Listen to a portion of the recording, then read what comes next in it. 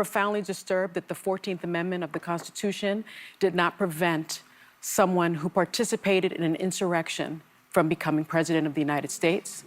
I think that going forward, the convicted felon box on employment applications better be taken off, because if you can be the president of the United States, then you should not be prevented from employment in this country. Hi everyone, welcome back to the channel. If you are meeting me for the first time, my name is Clevy and it is so nice to meet you. Listen, I know I am not the only one that was just waiting for the latest release from The View, just because of the results of the elections. Oh my god, after the old jubilation, I'm like, what's going to happen on The View? What would they have to say?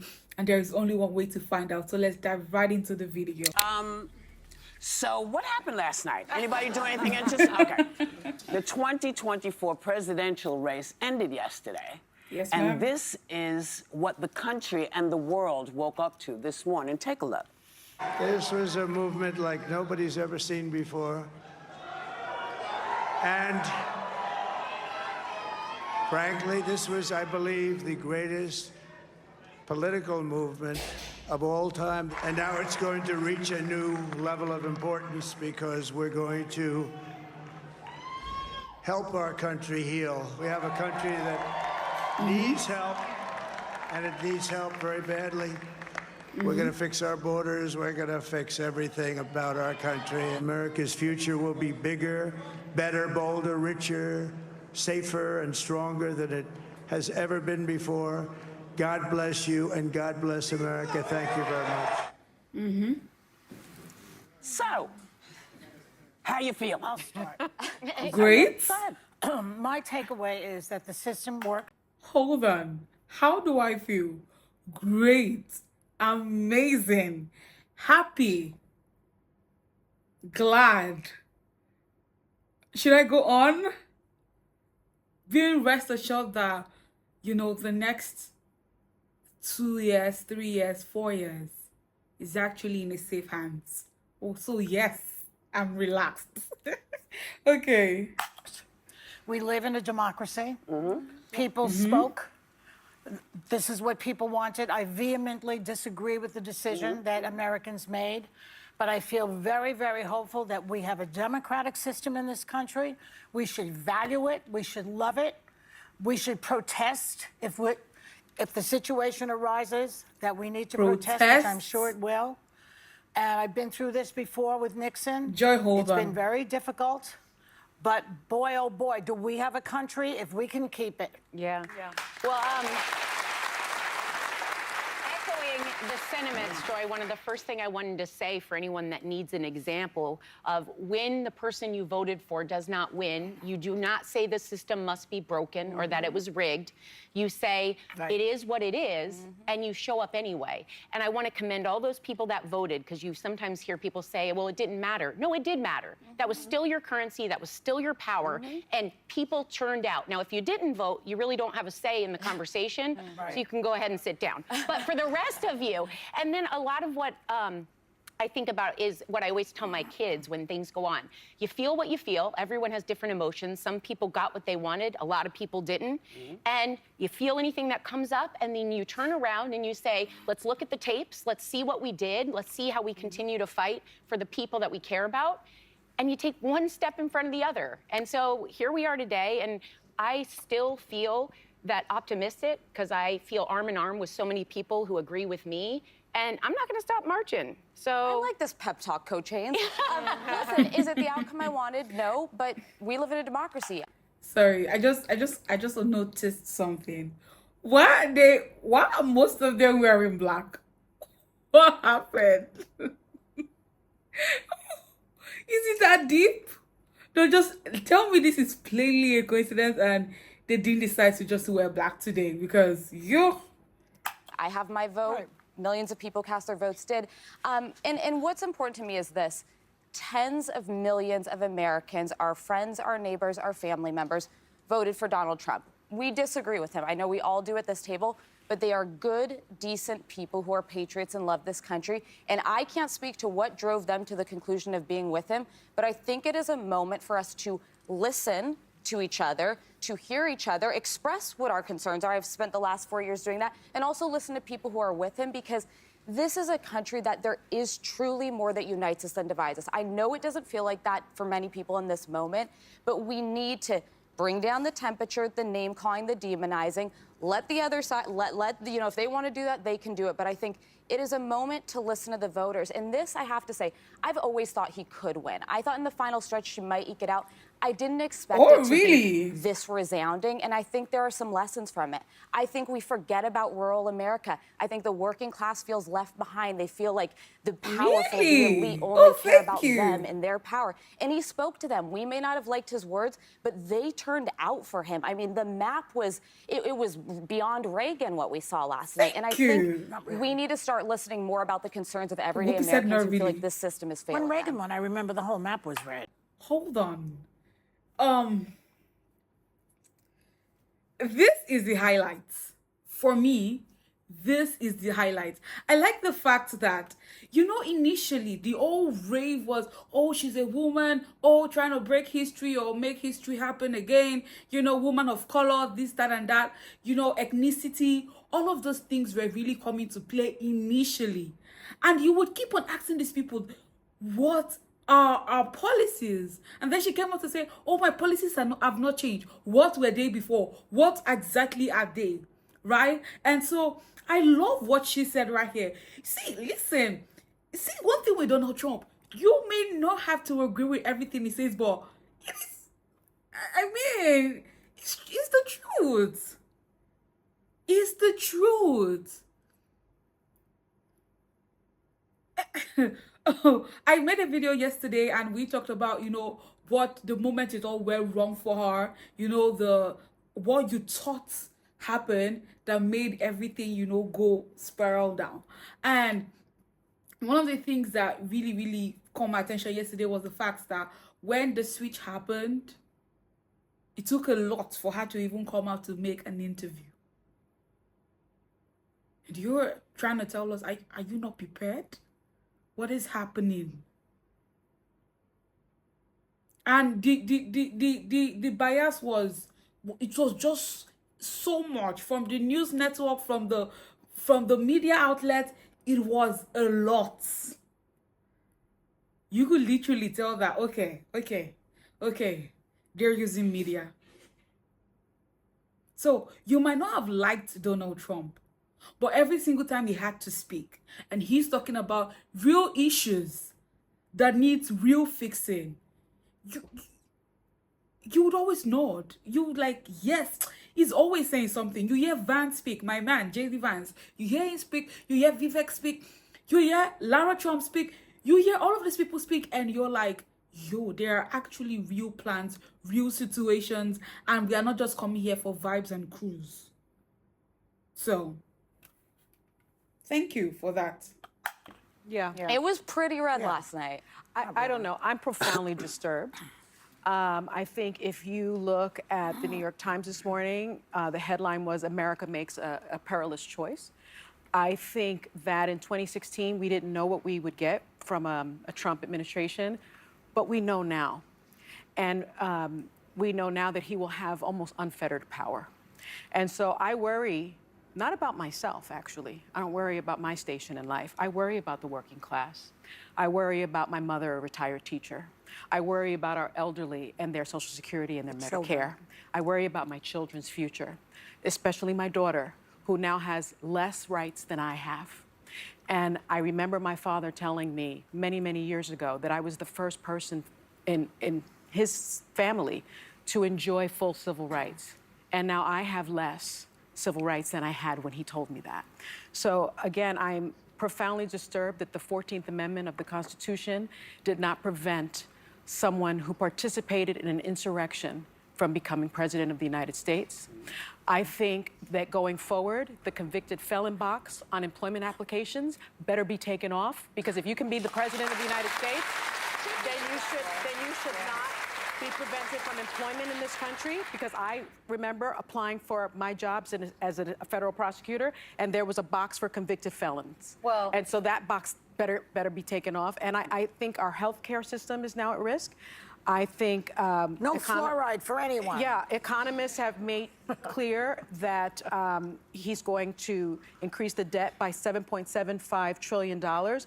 I'm worried about mass deportation and internment camps, and I'm also worried about Elon Musk warning Americans to prepare for temporary hardship. I'm surprised at the result, but I'm not surprised. As a woman of color, I was so hopeful that a mixed-race woman married to a Jewish guy could be elected president of this country.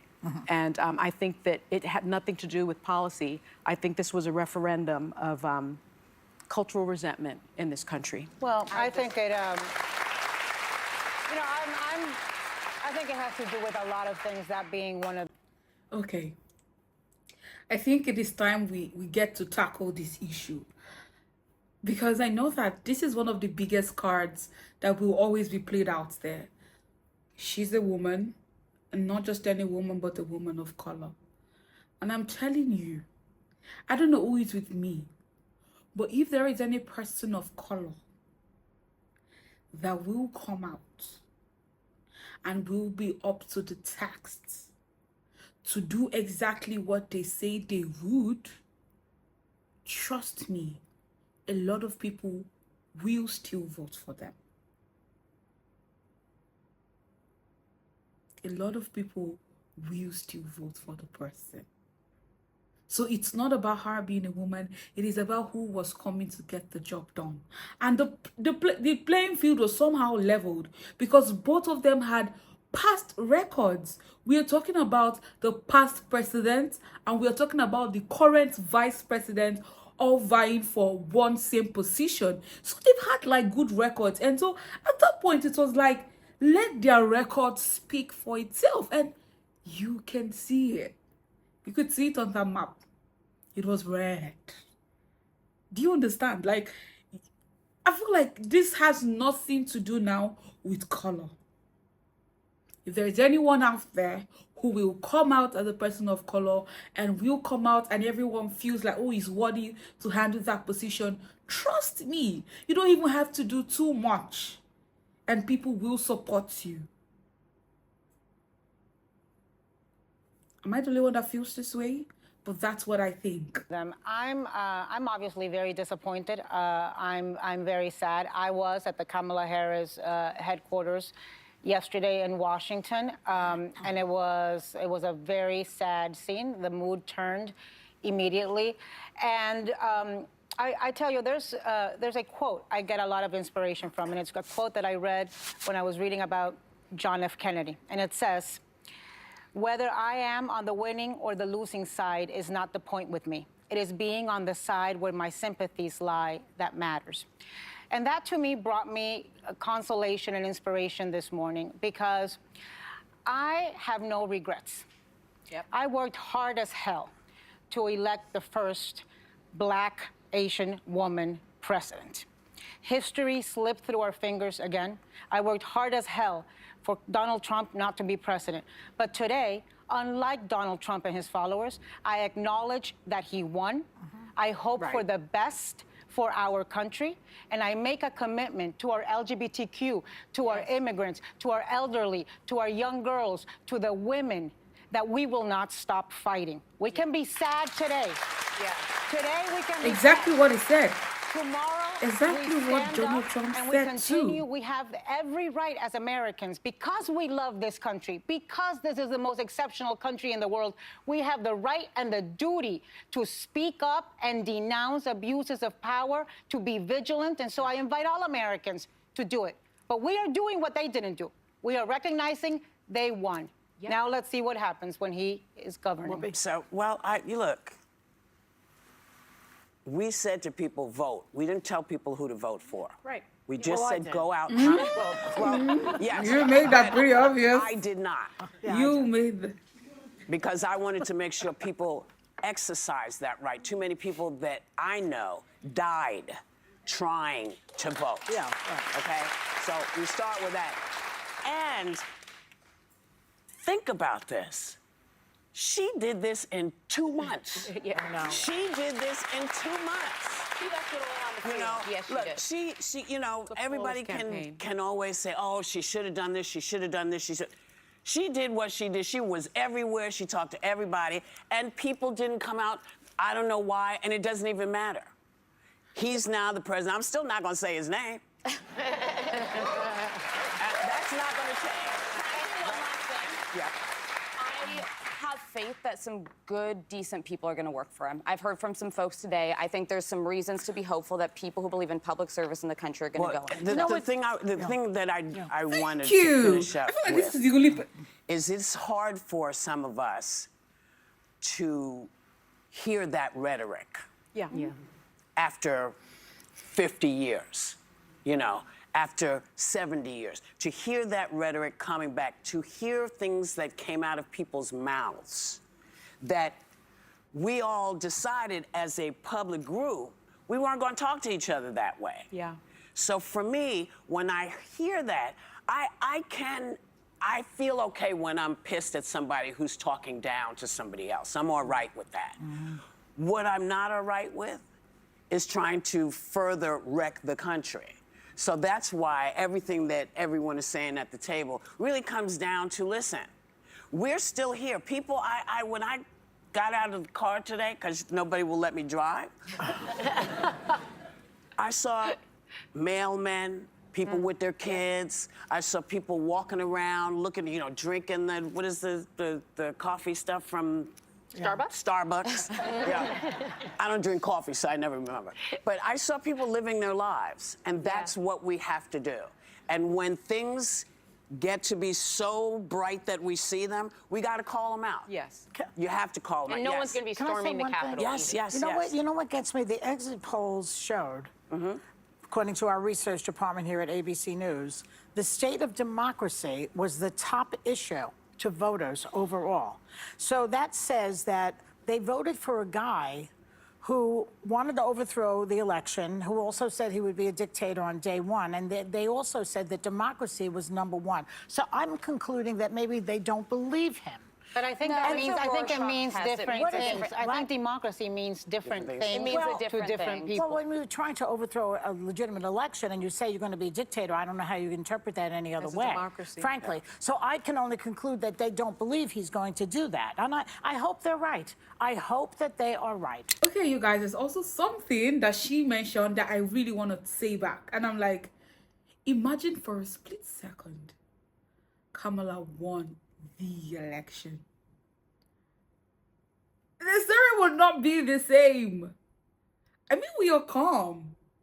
I think every given time, point me, but I'm yet to see someone come out lately to say, oh, shame on you, you lost this and that and that and that. Everyone is just happy that he won. And no one is shading the other side. But just imagine if Kamala had won this election. Oh, God, I'm just imagining what my comment section would have turned into.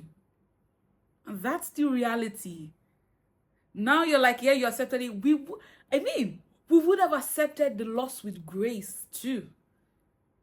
We would have. So that point is really where I'm like, nah, please. But anyways, you guys, let me also know your thoughts in the comment section. Did you vote?